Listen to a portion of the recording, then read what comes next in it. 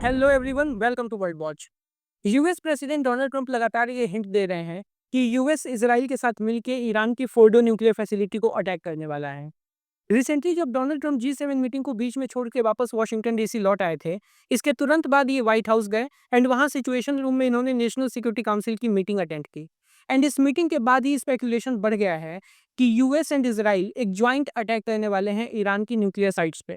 Iran ने Fordow में जो अपनी न्यूक्लियर फैसिलिटी बनाई है, ये जमीन से 80 से 90 मीटर गहरी है। ये एक अंडरग्राउंड न्यूक्लियर फैसिलिटी है एंड इस पर्टिकुलर फैसिलिटी को अटैक करने के लिए इसराइल को यूएस का सपोर्ट चाहिए। रिसेंटली ये रिपोर्ट्स आई थी कि इसराइल के पास बंकर बस्टर बॉम्ब्स की कमी है। बंकर बस्टर बॉम्ब्स बेसिकली ऐसे बॉम्ब्स होते हैं जो जमीन के अंदर जाके ब्लास्ट करके अपने टारगेट को डिस्ट्रॉय करते हैं। एंड पर्टिकुलर फोर्डो फैसिलिटी को डिस्ट्रॉय करने के लिए, क्योंकि ये काफ़ी गहरी है, खास तरीके के बंकर बस्टर बॉम्ब्स चाहिए। एंड ये कैपेबिलिटी सिर्फ यूएस के पास है। यूएस के पास GBU-57 बंकर बस्टर बॉम्ब है एंड इन्हें ले जाया जा सकता है सिर्फ B2 स्टेल्थ बॉम्बर्स के द्वारा।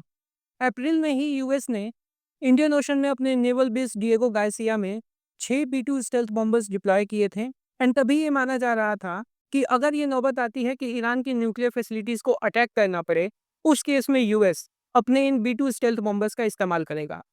एंड रिसेंटली जब ईरान इसराइल पे हाइपरसोनिक मिसाइल से अटैक कर रहा था, उस टाइम पे यूएस की जो नेवल शिप्स रेड सी के इलाके में थी, ये ईरान की तरफ धीरे धीरे बढ़ने लग गई।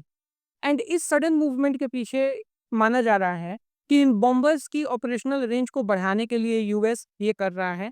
एंड बहुत जल्द यूएस एक बड़ा स्ट्राइक कर सकता है ईरान के ऊपर, अगर ईरान डोनाल्ड ट्रंप की बात मान करके अपनी न्यूक्लियर प्रोग्राम को खत्म नहीं करता है। एंड दूसरी तरफ डोनाल्ड ट्रंप लगातार अपने social media platform truth social से ईरान को अनकंडीशनल सरेंडर करने के लिए कह रहे हैं।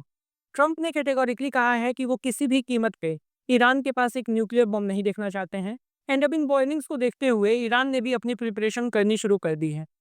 रिसेंटली ये न्यूज़ आई कि ईरान अपने बैलिस्टिक मिसाइल्स पॉइंट कर रहा है मिडिल ईस्ट में बने यूएस मिलिट्री इंस्टॉलेशंस पे।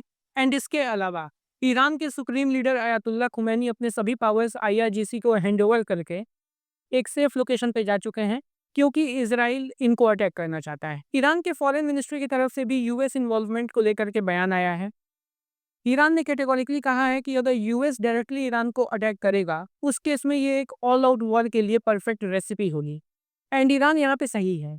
अगर यूएस डायरेक्टली यहाँ पे इन्वॉल्व होता है, उस केस में खतरा है कि रशिया एंड चाइना ये ईरान की सपोर्ट में आ जाएंगे। अगर एक बार को रशिया यूक्रेन वॉर की वजह से सपोर्ट ना भी करे, लेकिन डेफिनेटली यहाँ पे चाइना के इन्वॉल्वमेंट का खतरा है। यूएस के किसी स्ट्राइक के रिस्पॉन्स में चाइना ना सिर्फ अपने बैलिस्टिक मिसाइल्स, इवन अपनी आर्मी को भी ईरान के सपोर्ट में उतार सकता है। एंड चाइना ऐसा कर सकता है। उस केस में ये देखना होगा कि यूएस का क्या रिस्पॉन्स रहता है, क्योंकि G7 मीटिंग में डोनाल्ड ट्रंप पहले ही कह चुके हैं कि G7 में हमें रशिया एंड इवन चाइना को ऐड करके G9 बना देना चाहिए। एंड अगर चाइना यहाँ ईरान को सपोर्ट करता है, उस केस में देखना होगा कि डोनाल्ड ट्रंप का ये G9 ग्रुप बनता है या नहीं। वेल, यहाँ हो कुछ भी, लेकिन एक बात जो पक्की है, आने वाले कुछ घंटों में या फिर 1-2 दिन में यूएस ईरान पे या तो अटैक करेगा या फिर ईरान यूएस के साथ एक पीस डील साइन कर लेगा। एंड उस केस में ये एस्केलेशन पूरी तरीके से खत्म हो जाएगी। सो कोई भी फर्दर अपडेट आती है तो I will make an updated video for you all. तब तक के लिए do like, share and subscribe to world watch.